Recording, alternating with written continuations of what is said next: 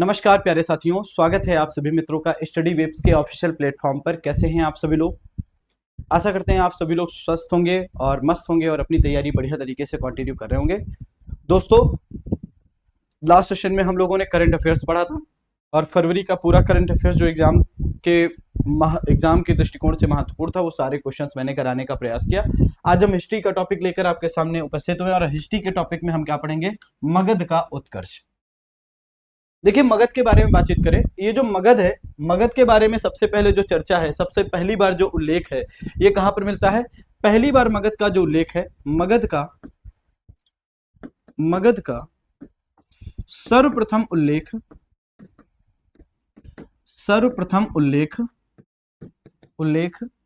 अथर्ववेद में मिलता है। किस वेद में? अथर्ववेद में मिलता है। इसमें मिलता है, अथर्ववेद में मिलता है। लेकिन ये जो मगध है, इसको ऋग्वेद में कीकट क्षेत्र के नाम से समाहित किया गया। लेकिन अगर हम आपसे बातचीत करें एक बात और कि भैया ऋग्वेद में इस क्षेत्र को क्या कहा गया? ऋग्वेद में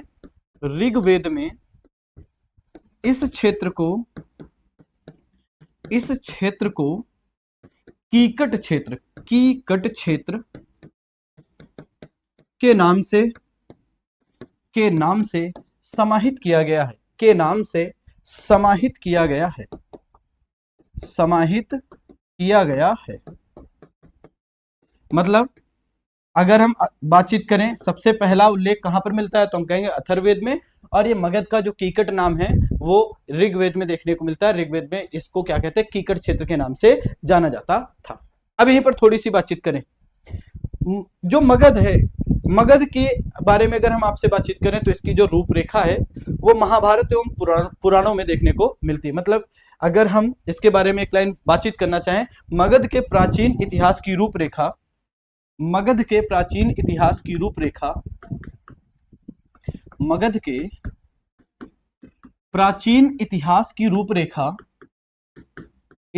की रूपरेखा पुराणों एवं महाभारत में देखने को मिलती है। पुराणों एवं महाभारत में देखने को मिलती है। महाभारत में देखने को मिलती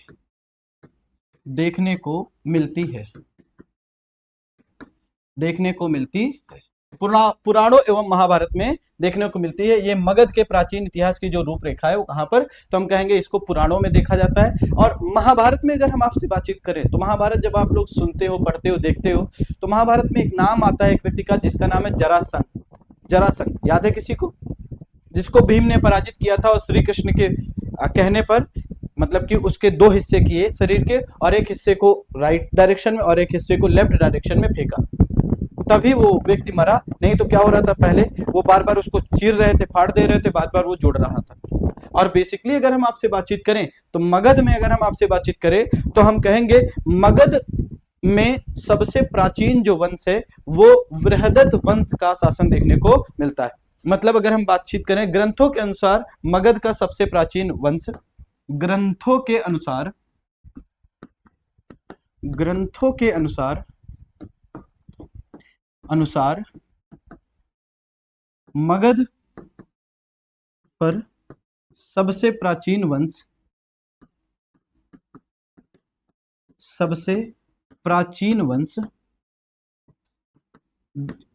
बृहदत्त वंश था। कौन सा? बृहदत्त, व्रह या बृहदत्त वंश था। इस वंश का ये सबसे प्राचीन वंश देखने को मिलता है मगध साहित्य में। अगर हम बातचीत करें तो ग्रंथों की बातचीत करें तो मगध पर सबसे प्राचीन किस वंश का शासन था? बृहदत्त वंश। बृहदत्त वंश का जो संस्थापक था, ये जो बृहदत्त वंश का जो संस्थापक था, अगर हम आपसे बातचीत करें तो बृहदत्त वंश का संस्थापक कौन था? बृहदत्त था। इसका संस्थापक कौन था? तो हम कहेंगे इसके संस्थापक का नाम है बृहदत्त। संस्थापक कौन है? तो कहेंगे बृहदत्त। और इसी का पुत्र कौन था? जरासंध। इसी का पुत्र कौन था? तो इसी का पुत्र था जरासंध। और यही जरासंध है जो क्या है? यही जरासंध है जो बृहदत्त वंश का सबसे प्रतापी शासक है, सबसे शक्तिशाली शासक है। मतलब अगर यहां पर हम बातचीत करें तो बृहदत्त वंश का सबसे शक्तिशाली शासक, बृहदत्त वंश का वृहदत्त वृहदत्त वंश का सबसे प्राचीन शासक या सबसे शक्तिशाली शासक शक्तिशाली शासक शक्तिशाली शासक जरासंध था। कौन था? जरासंध था। जरासंध था। जरासंध था। जरासंध था। ये सबसे शक्तिशाली शासक था। किसका? हम कहेंगे वृहदत्त वंश का सबसे शक्तिशाली शासक। इसी को पराजित किया था भीम ने। श्री कृष्ण के कहने पर भीम ने क्या किया था? जरासंध को बेसिकली जरासंध को पराजित किया था। तो यह उसकी मृत्यु करी, हत्या कर डाली। भाई जब पराजित किया तो एक मल्ल युद्ध हुआ, देखने को ऐसा मिलता है। और मल्ल युद्ध में क्या हुआ? भीम ने जरासंध को पराजित किया। तो इसी के बारे में बातचीत करें तो थोड़ा सा ही इस यह जो मतलब कि बातचीत क्या कर रहे हैं? जरासंध के बारे में। तो जरासंध को भीम ने पराजित किया। भीम ने पराजित किया था। किसने पराजित किया था? भीम ने पराजित किया था। भीम ने पराजित किया था। और ये ध्यान समझना, यहीं पर सबसे महत्वपूर्ण भूमिका किसकी मिलती है? श्री कृष्ण की देखने को मिलती है। श्री कृष्ण के कहने पर इसके एक धड़ को, शरीर के एक हिस्से को अलग और दूसरे हिस्से को दूसरी डायरेक्शन में फेंका था, तब ये मरा था। ठीक। इसके बाद वृहदत्त वंश के बाद अगर हम आपसे बातचीत करें तो वृहदत्त वंश के बाद हर्यक वंश का क्या होता है? हर्यक वंश का शासन स्थापित हुआ मगध पर। तो एक लाइन लिखिएगा, वृहदत्त वंश के बाद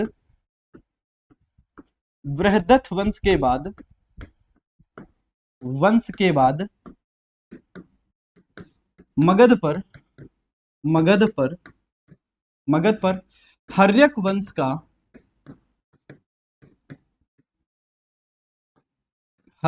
का शासन स्थापित हुआ।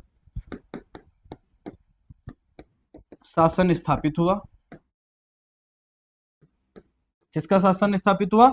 हर्यक वंश का शासन स्थापित हुआ। और ये कब तक चला? तो हम कहेंगे ये जो है वो लगभग 544 से लेकर 412 बीसीई तक चला। 544 बीसीई बिफोर कॉमन इरा से लेकर 412 बिफोर कॉमन इरा तक चलता है। इसका शासन कब तक चलता है? बिफोर कॉमन इरा 412 तक चलता है। 412 ईस्वी तक इसका शासन क्या होता है? चलता है। अब चलिए हम हर्यक वंश के बारे में थोड़ी सी बातचीत कर लेते हैं। हर्यक वंश के बारे में जब हम आपसे बात करते हैं तो आपके सामने एक स्लाइड देखो, ये देखने को मिल रही। हर्यक वंश के बारे में मैंने अभी बताया टाइम पीरियड क्या है, तो हम कहेंगे 544 बीसीई से लेकर कब तक? तो कहेंगे बिफोर कॉमन इरा से लेकर 412 बिफोर कॉमन इरा तक ये टाइम पीरियड देखने को मिलता है। किसका? हर्यक वंश का। हर्यक वंश की जो स्थापना है वो करी जा रही बिंबिसार के द्वारा। किसके द्वारा की जा रही है? तो हम कहेंगे हर्यक वंश की स्थापना जो है वो बिंबिसार के द्वारा की जा रही। और बिंबिसार का जो पुत्र रहता है अजातशत्रु, उसके बाद अजातशत्रु का शासन 492 से लेकर 460 बीसीई तक। उसके बाद उदयन का शासन। उदयन को उदयीन भी कहा जाता है, और इसको उदय भट्ट या उदय भद्र के नाम से भी जाना जाता है। और इसका टाइम पीरियड 460 से लेकर 444 बिफोर कॉमन इरा तक रहता है। उसके बाद अयोग्य शासक आते हैं 3, अनिरुद्ध और मुंडक और नागदशक। अनिरुद्ध का जो टाइम पीरियड है वो 444 बीसीई से लेकर 440 बीसीई तक रहता है। उसके बाद मुंडक की बातचीत करें, मुंडक का टाइम पीरियड 440 बीसीई से लेकर 437 बीसीई तक रहता है। और उसके बाद आता है नागदशक का टाइम पीरियड 437 बीसीई से लेकर 412 बिफोर कॉमन इरा तक रहता है।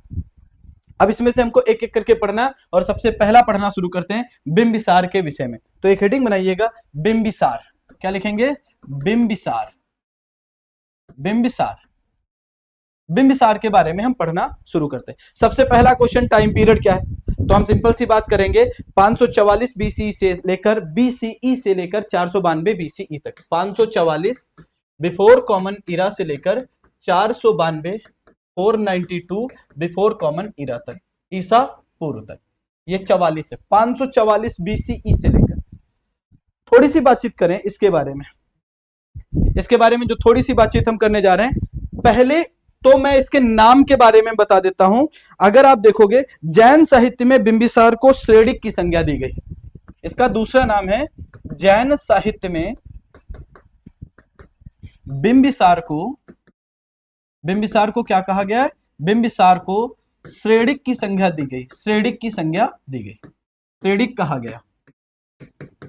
मतलब इसका एक नाम क्या था? श्रेणिक था, भूलिएगा नहीं। बिंबिसार को हुई श्रेणिक के नाम से जाना जाता है। थोड़ी सी बातचीत करें, इसके जो पिता हैं, पिता के बारे में अगर हम आपसे बातचीत करें तो वो है बोधिस। इसके पिता का नाम क्या है? इसके पिता का नाम है तो कहेंगे बोधिस, बोधिस। ये पिता है किसके? बोधिस पिता है बिंबिसार के। बिंबिसार के पिता का नाम क्या है? बोधिस है।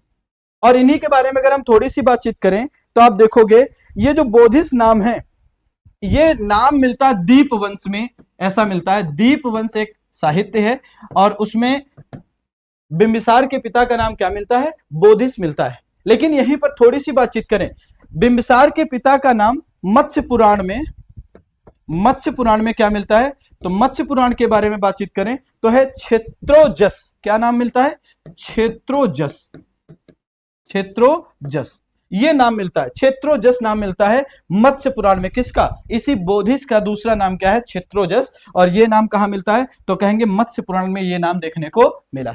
ठीक। 15 वर्ष की आयु में अगर हम आपसे बातचीत करें ये बोधिस या क्षेत्रोजस के बारे में, बोधिस जो साहब थे ये राजगृह के शासक थे। ये कहां के शासक थे? ये राजगृह के शासक थे। बोधिस साहब जो है ये राजगृह के क्या थे? ये राजगृह के शासक थे। ये राजगृह के शासक रहते हैं, बोधिस साहब राजगृह के शासक रहते हैं। ठीक है। अब थोड़ी सी और बातचीत करें बिंबिसार के बारे में। बिंबिसार जो है प्रारंभ में बिंबिसार का जो नेचर है वो जैनी है। जैनी का मतलब जैन मतावलंबी, जैन धर्म को मानने वाला। लेकिन बाद में ये क्या हो जा रहा है? बौद्ध मतलब बुद्धिस्ट को अडॉप्ट कर ले रहा है या बुद्ध हो जा रहा है, तो बौद्ध की जो विचारधारा होती है उसको अपना ले रहा है। तो हम कहेंगे आरंभ में ये जो बिंबिसार है, बिंबिसार जो है वो आरंभ में जैनी रहता है, जैनी रहता है। बाद में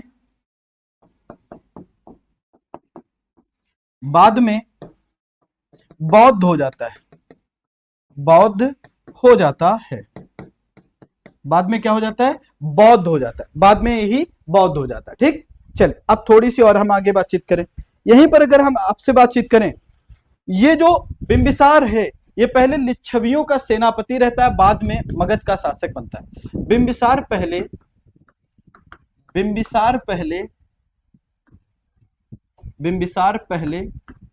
लिच्छवियों का सेनापति था। गणराज्य है, लिच्छवी है ना, लिच्छवी का सेनापति रहता है, सेनापति रहता है। बाद में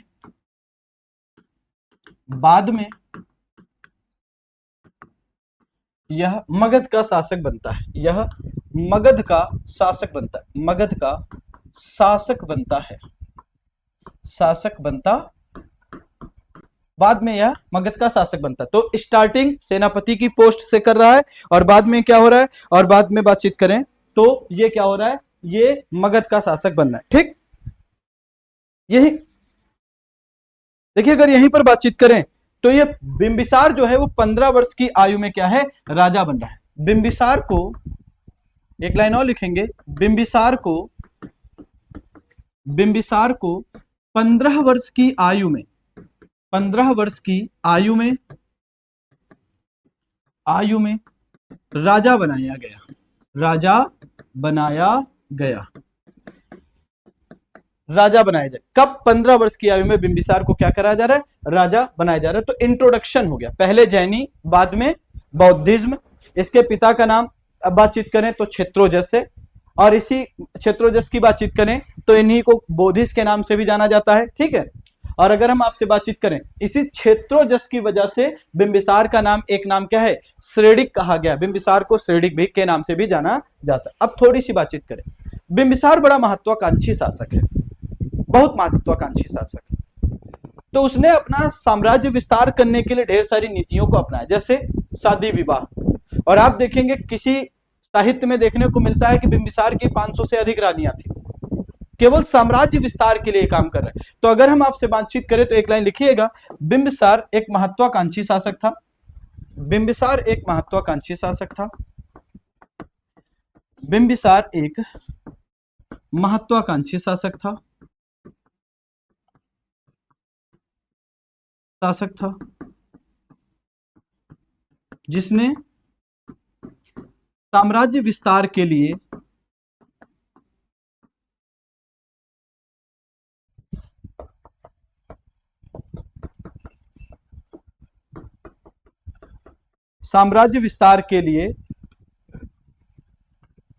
निम्नलिखित नीतियों का सहारा लिया। निम्नलिखित उपायों का सहारा लिया। निम्नलिखित उपायों का सहारा लिया। उपायों का सहारा लिया। कौन कौन से उपाय? पहले उपाय के बारे में बातचीत करें तो पहला है वैवाहिक संबंध के द्वारा। पहला क्या है? वैवाहिक संबंधों के द्वारा।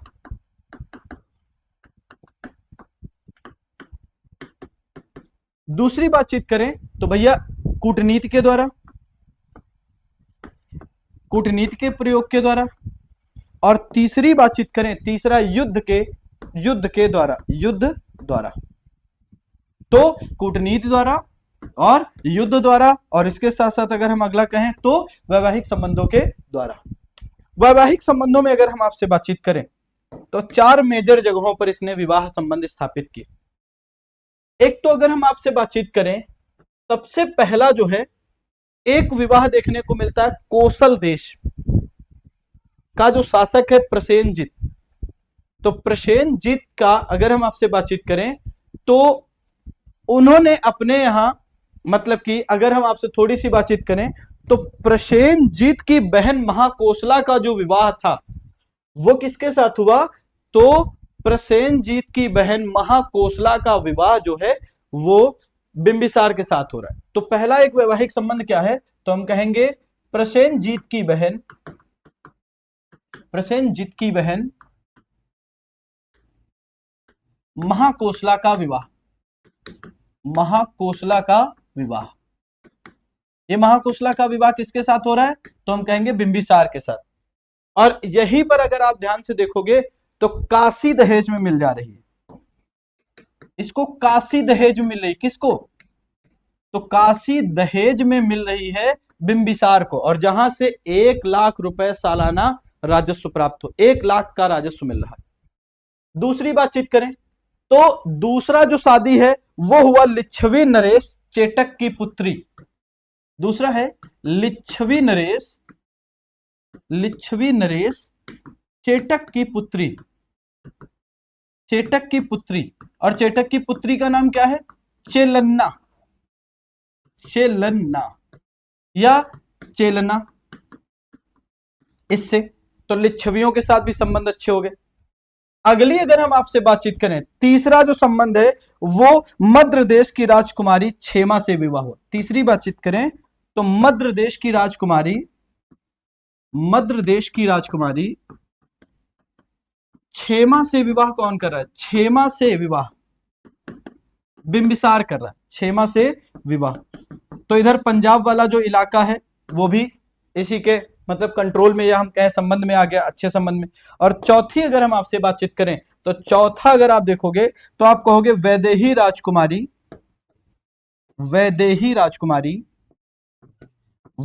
राजकुमारी बासवी से विवाह। ये संबंध के बिहाफ पर क्या कर रहा है? इन संबंधों के बिहाफ पर अपना क्या कर रहा है? अपना साम्राज्य का एक्सपेंशन कर रहा है। ठीक है। इसके साथ साथ अगर हम आपसे बातचीत करें कूटनीति के द्वारा, अब अगर हम कूटनीति के बारे में बातचीत करें तो आप इसी में देखोगे बिंबिसार ने क्या किया? अवंती के शासक बिंबिसार ने अवंती के शासक चंड प्रदोत ये पांडु रोग से ग्रसित था। किस रोग से? तो हम कहेंगे ये पांडु रोग से ग्रसित था। अब यहीं पर ध्यान समझना। तो इसके इलाज के लिए, पांडु रोग से ग्रसित था तो इनके इलाज के लिए किसको भेजते हैं? तो ये एक राजवैद्य जीवक को भेजता है। जीवक को भेजा गया। किसने भेजा? जीवक को बिंबिसार ने। बिंबिसार ने चंड प्रद्योत की सेवा में भेजा। चंड प्रद्योत की सीमा में या चंड प्रद्योत की सेवा में भेजा। तो ये ठीक हो गया। तो अवंती से भी क्या हुआ, इसका रिलेशन अच्छा हो गया। वहीं अगर हम आपसे बातचीत करें तो एक गांधार शासक था पुक्कसती। गांधार शासक पुक्कसती से मैत्री संबंध स्थापित कर रहा है। मैत्री संबंध स्थापित कर रहा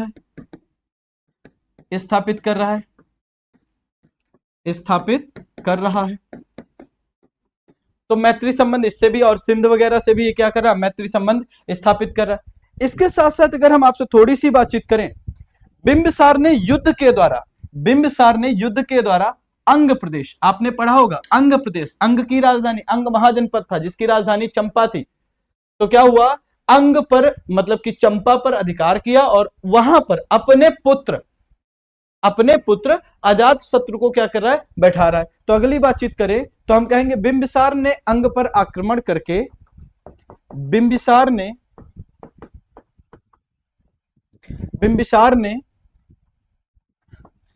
अंग प्रदेश पर या अंग पर आक्रमण करके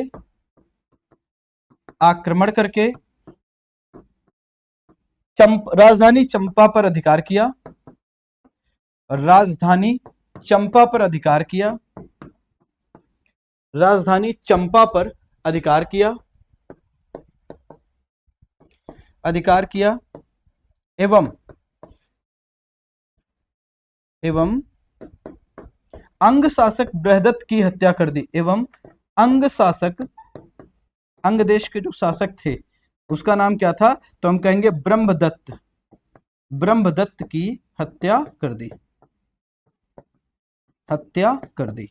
और यहीं पर ध्यान से समझना, इसी पर तो यहां का उपराजा किसको अपॉइंट करा जाता है, बिंबिसार ने अपने पुत्र अजातशत्रु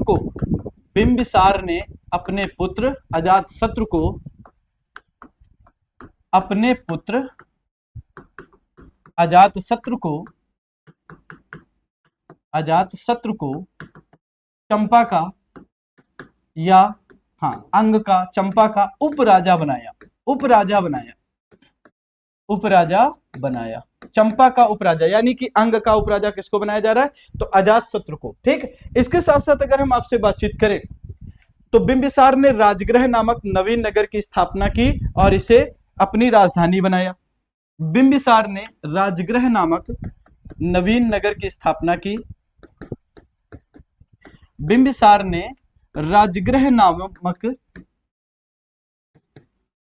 नवीन नगर की स्थापना की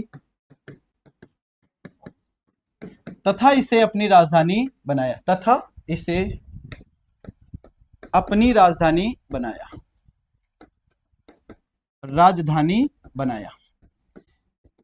तो एक प्रकार से सुरक्षा कर रहा है।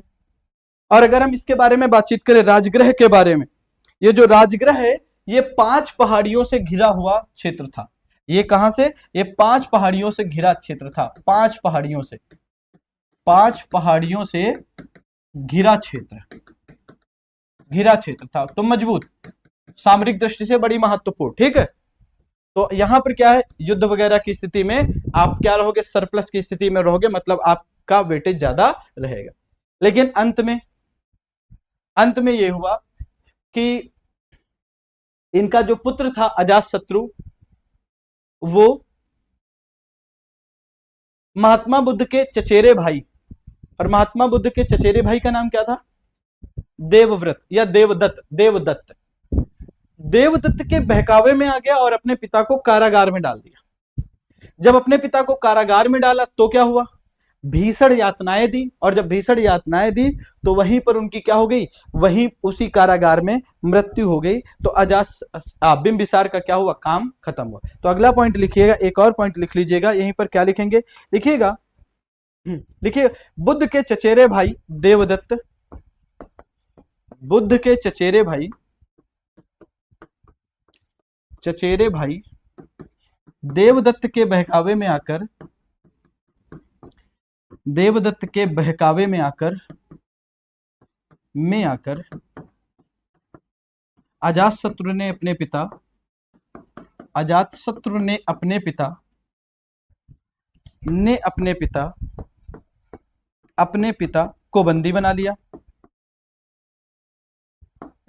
को बंदी बनाया तथा कारागार में भीषण यातनाएं दी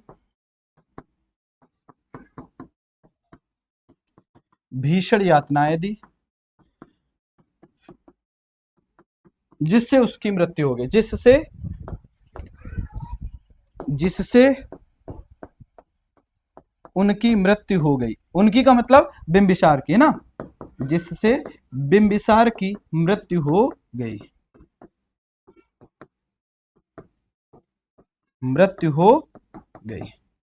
जिससे क्या हुआ, बिंबिसार की मृत्यु हो गई। ठीक है, बिंबिसार की क्या होगी, मृत्यु हो जा रही। ठीक है, चलिए इतना हो गया।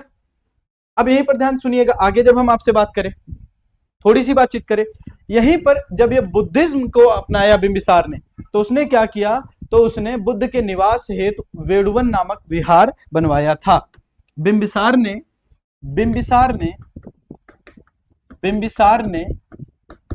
बुद्ध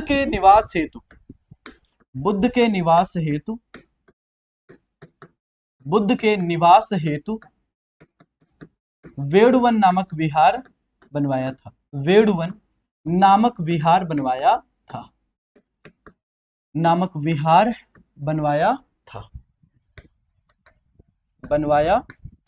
ठीक, तो ये हमारे बिंबिसार का चैप्टर आपका क्लोज होता है। बिंबिसार साहब यहां तक चले तो ठीक ठाक चलाया, लेकिन लास्ट टाइम में क्या हुआ भाई, अजातशत्रु देवदत्त के बहकावे में आ गया और अपने पिता की एक प्रकार से निर्मम हत्या कर दी कारागार में डालने के बाद। इसके बाद फिर अजातशत्रु सत्ता पर बैठता है। अजातशत्रु के बारे में अगर हम आपसे बात करें, अजातशत्रु का जो टाइम पीरियड है वो कितना है, तो अजातशत्रु का जो टाइम पीरियड है वो देखोगे 492 बीसीई से लेकर, बिफोर कॉमन इरा से लेकर कितना, 460 बिफोर कॉमन इरा तक देखने को मिलता, 460 बिफोर कॉमन इरा तक देखने को मिलता है, 492 से लेकर 460 बीसीई तक। अब जब इसके बारे में हम थोड़ी सी आपसे बातचीत करें, तो बातचीत करना शुरू करें। देखिए, सबसे पहली पॉइंट समझिएगा, अजातशत्रु के बारे में जब हम आपसे बातचीत करते हैं, तो अजातशत्रु का जैन परंपरा में नाम जो मिलता है, जैन परंपरा में इसे कुड़िक कहा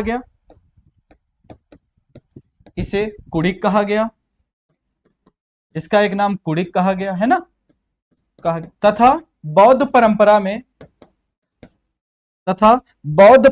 में अजातशत्रु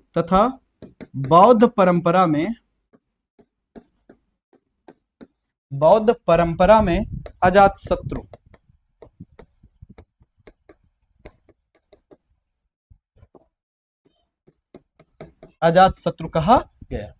तो कुड़िक तथा अजातशत्रु ये दो नाम देखने को मिलते हैं। ठीक है, और इसे वैदेही पुत्र की उपाधि भी प्राप्त की इसने यानी कि अगर हम आपसे बातचीत करें, अजातशत्रु ने वैदेही पुत्र की उपाधि भी धारण की, वैदेही पुत्र की उपाधि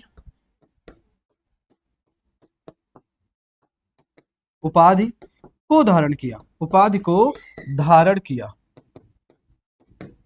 चलिए अब थोड़ी सी बातचीत, अब ध्यान से समझना। प्रसेनजित नाम आया है काशी के संबंध में, कौशल नरेश था, कौशल का राजा था।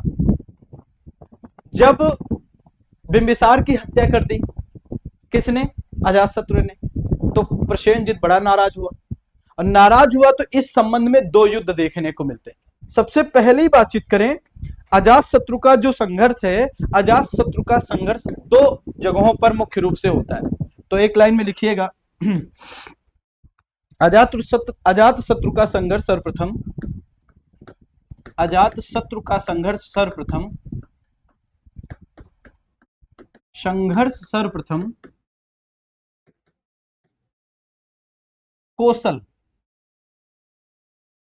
कौशल से हुआ। रीजन पता है, रीजन बता ही चुके हैं। क्यों? कि भाई प्रसेनजीत जो है, प्रसेनजीत की जो बहन है, अगर हम आपसे बातचीत करें, महाकोसला है, महाकोसला के हस्बैंड को इसने मार डाला, समझ रहे हैं? तो जीजा जी की हत्या कर दी तो गुस्सा हो गया भाई। तो इसके संबंध में दो युद्ध देखने को मिलते। कितने युद्ध? दो युद्ध। तो पहले युद्ध के बारे में अगर हम आपसे बातचीत करें, पहले युद्ध में प्रसेनजीत पराजित हुआ। प्रसेनजीत क्या हुआ?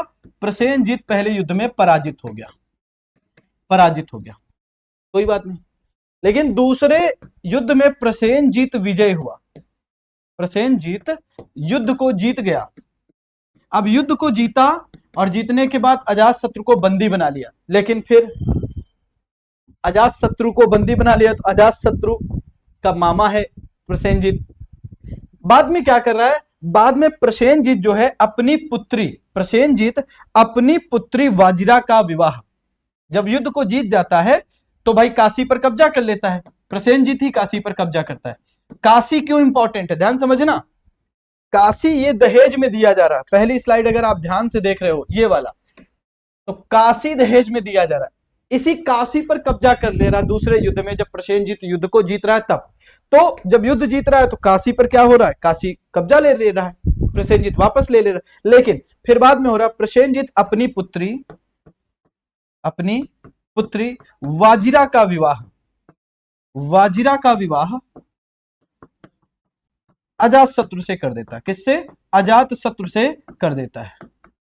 और जब अजातशत्रु से कर देता है तो फिर काशी फिर से किसको दहेज में मिल जाती, और काशी दहेज में दे देता है, और काशी दहेज में, फिर से दहेज में दे दिया, दहेज में दे दिया। फिर काशी पर किसका कब्जा हो गया? तो काशी पर सिंपल सी बात है, फिर से बेसिकली अजातशत्रु का कब्जा हो गया। ठीक है। अजातशत्रु का दूसरा जो संघर्ष हुआ वो वज्जी संघ से हुआ। अजातशत्रु का दूसरा जो संघर्ष हुआ वो किससे हुआ? तो हम कहेंगे अजातशत्रु का दूसरा संघर्ष, अजातशत्रु का दूसरा संघर्ष, दूसरा संघर्ष वज्जी संघ से हुआ। किससे हुआ? वज्जी संघ से हुआ। अब यहां पर देखो, यहां पर डेमोक्रेटिक सेटअप चल रहा है, मतलब गणतंत्रात्मक व्यवस्था, और यहां ये बहुत मजबूत है। जब मजबूत है तो यहां पर क्या हुआ? युद्ध जीतने के लिए कूटनीति का सहारा लिया। युद्ध जीतने के लिए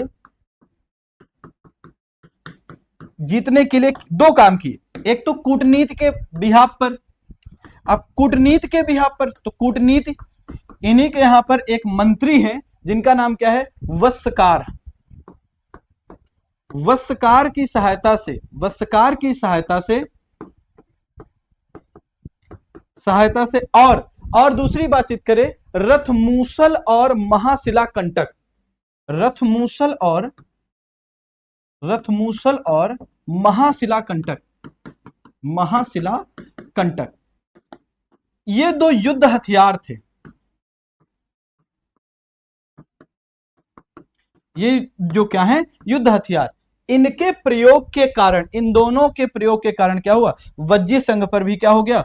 वज्जी संघ पर भी अगर हम आपसे बातचीत करें तो वज्जी संघ पर अधिकार, वज्जी संघ पर अधिकार। और इसके साथ साथ आप देखते हो तो यहां पर क्या हो जाएगा? यहां पर अगर आप देखोगे तो लिच्छवी लोग आ जाएंगे, लिच्छवी लोग पराजित हो जाएंगे। इसके साथ साथ अगर हम आपसे बातचीत करें और कौन पराजित हो जाएगा? तो लिच्छवियों के साथ साथ अगर हम आपसे बातचीत करें, काशी भी पराजित हो जाएगा। कौन? काशी। काशी के साथ साथ विदेह भी पराजित हो जाएगा। विदेह के साथ साथ मल्ल भी पराजित हो जाएंगे, और इन पर क्या हो जाएगा? आदि पर कब्जा हो जाएगा, आदि पर कब्जा, क्योंकि ये गणराज्य है। तो इसमें से एक को हरा दिया तो ये सब इसके अंडर में आ गए। इन दोनों का प्रयोग करके वज्जी संघ पर अधिकार कर लिया। समझ में आया? बताइएगा। ठीक है। तो अगली अगर हम आपसे बातचीत करें तो यहां पर ध्यान समझिएगा, अवंती शासक भी है चंडप्रद्योत। अब चंडप्रद्योत क्यों है? राजवैद्य जीवक को भेजा जा रहा है चंडप्रद्योत की सेवा में, क्योंकि चंडप्रद्योत जो है वो पांडु रोग से ग्रसित है। तो चंडप्रद्योत को भी गुस्सा लगेगा कि बिंबिसार की हत्या कर दी।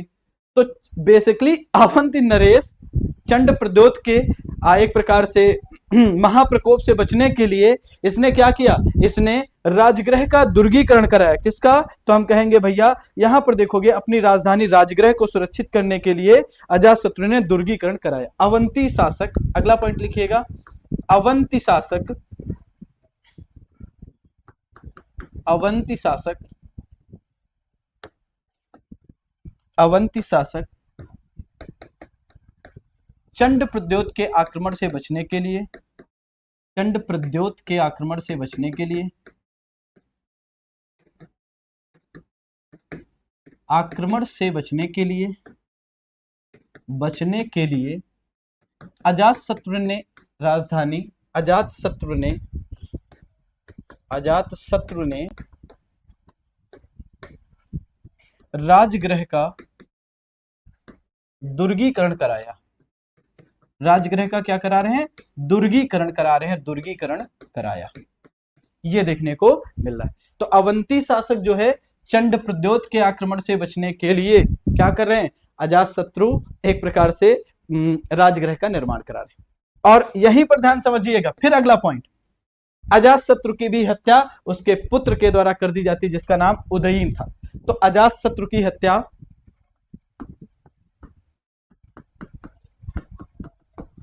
अजातशत्रु की हत्या उसके पुत्र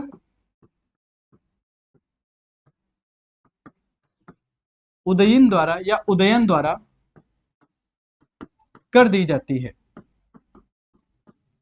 कर दी जाती है। इनकी भी हत्या कर दी गई। तो अब अगला जो शासक होगा वो कौन होगा, तो अगला शासक आपका उदयीन बनेगा। थोड़ा सा उदयीन के बारे में जान लेते हैं। उदयीन के बारे में, उदयीन का जो टाइम पीरियड है अगर हम इसके बारे में आपसे कहें तो 460 बीसीई से लेकर, बिफोर कॉमन इरा से लेकर 444 बीसीई, 444 बिफोर कॉमन इरा तक है। तो ये अजातशत्रु का उत्तराधिकारी है, अजातशत्रु का उत्तराधिकारी भी था, उत्तराधिकारी भी था। ठीक, अब यहीं पर थोड़ी सी बातचीत और करें। अगली जब हम आपसे बात करते हैं, बौद्ध ग्रंथों में अजातशत्रु को पितृहत्या कहा गया। बौद्ध ग्रंथों में, बौद्ध ग्रंथों में अजातशत्रु को, अजातशत्रु को पितृहत्या की संज्ञा देगी। किसकी, पितृहत्या, पितृहत्या की संज्ञा दी गई, संज्ञा दी गई। पितृहत्या इतिहास में किसे कहा गया, तो आप कहोगे भैया सिंपल सी बात, उदयीन को। हाँ, किसको कहोगे, तो हम कहेंगे भैया उदयीन को, उदयीन को, क्योंकि अजातशत्रु को मारा है इसीलिए यहां पर उदयीन कर दो, उदयीन। उदयीन को क्या मिलता है, उदयीन को पितृहत्या की संज्ञा दी जाती। इसके साथ साथ अगर हम थोड़ी सी बातचीत करें, उदयीन ने गंगा और सोन नदियों के संगम पर पाटलिपुत्र नगर की स्थापना की। उदयन ने, उदयन भी कहते हैं, उदयन भी कहते हैं, उदय भट्ट भी कहते हैं, उदयन ने गंगा और सोन नदियों के संगम पर, गंगा और सोन नदियों के संगम पर, नदियों के संगम पर, संगम पर पाटलिपुत्र नगर की स्थापना की। किस नगर की स्थापना, पाटलिपुत्र नगर की स्थापना की, पाटलिपुत्र नगर की स्थापना की। ठीक है, इसके बाद अगर हम आपसे बातचीत करें, और अपनी राजधानी क्या कर लेते हैं, तो राजगृह से पाटलिपुत्र ट्रांसफर हो जाएगी। और अपनी राजधानी, और अपनी राजधानी, अपनी राजधानी राजगृह से, राजगृह से पाटलिपुत्र, पाटलिपुत्र कर दी, पाटलिपुत्र कर दी। ठीक, इसके बाद अगर हम आपसे बातचीत करें, तो उपदेश सुनते समय किसी ने, बेसिकली अगर हम आपसे बातचीत करें तो उदयन उपदेश सुन रहा था, और उपदेश सुनते समय, उपदेश सुनते समय अवंती के शासक, अवंती के शासक का गुप्तचर, या शासक के गुप्तचर, गुप्तचर के द्वारा, और गुप्तचर का नाम क्या है तो हम कहेंगे पालक। पालक ने उदयन की चाकू मारकर या छुरा मारकर, छुरा मारता है तो उदयन की छुरा मारकर हत्या कर दी, हत्या कर दी। ये इसके बाद जो शासक हैं आपके, अगले जो शासक के बारे में हम आपसे बातचीत करें तो शासकों की कैटेगरी में अगले कौन है, तो आप एक को तो सिंपल सी बात करोगे, क्या कहोगे, एक का जो नाम है वो कहोगे भैया अनिरुद्ध।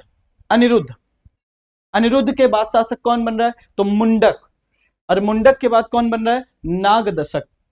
अनिरुद्ध, मुंडक और नागदशक ये अयोग्य उत्तराधिकारी थे, और बाद में इनको जो नागदशक था इसको नागवंश के, बेसिकली अगर हम आपसे बातचीत करें तो जनता के कहने पर इसको राजा के पद से क्या किया गया, हटा दिया गया, और एक नए वंश की स्थापना करी गई। तो हम नए वंश की स्थापना के साथ अगले लेक्चर में मुलाकात करेंगे, हिस्ट्री वाला जब सेगमेंट लेकर आएंगे। आज का सेशन यहीं तक था। आप सभी लोगों को सेशन को लाइक करना है, शेयर करना है, सब्सक्राइब करना है, और हमारे टेलीग्राम चैनल से आप लोग जुड़ सकते हैं जिसका नाम है GK GS by Sudhanshu sir. Sudhanshu sir, जितने भी टेलीग्राम व्हाट्सएप ग्रुप में आप जुड़े हुए हो, आप वहां तक आप क्या कर सकते हो, आप चैनल के लिंक को शेयर कर सकते हो, है ना, ये आप ही लोगों का चैनल है, आप लोग उसके अकॉर्डिंग काम करिए। तो आज हम लोगों ने बहुत ही महत्वपूर्ण टॉपिक डिस्कस किया, और टॉपिक का नाम क्या था, हर्यक वंश या मगध का उत्कर्ष। अब प्रश्न उठता है मगध का उत्कर्ष क्यों हुआ, मगध ही क्यों, 16 महाजनपद थे, दूसरे महाजनपद क्यों इतना शक्तिशाली नहीं हो पाए, तो मगध इसलिए शक्ति संपन्न हुआ क्योंकि मगध के जंगलों में हाथी भी पाए गए, लोहे की खदानें भी मिल गई, और इसके साथ साथ लकड़ी भी राजाओं को प्राप्त हो गई। तो इसकी वजह से क्या हुआ, मगध शक्तिशाली होकर उभरा और धीरे धीरे अपना विस्तार किया। ठीक है, तो एंशिएंट हिस्ट्री का जो टाइम पीरियड है, अगर हम आपसे बातचीत करें तो मगध के आसपास का एरिया इसमें कवर किया जाता है। तो हम हर्यक वंश को डिस्कस कर चुके हैं। तो हर्यक वंश का पहला शासक कौन था, तो आप कहोगे बिंबिसार। हर्यक वंश का दूसरा शासक कौन था, अजातशत्रु। तीसरा शासक उदयन। उदयन के बाद कौन बनता है, अनिरुद्ध। अनिरुद्ध के बाद मुंडक, और मुंडक के बाद नागदशक। तो ये 544 बीसीई से लेकर 412 बीसीई तक अपना शासन संचालन करते। 544 बीसीई से लेकर 412 बिफोर कॉमन इरा तक हर्यक वंश सत्ता में रहता। ठीक है, तो धन्यवाद, मिलते हैं कल। नमस्कार, थैंक यू सो मच।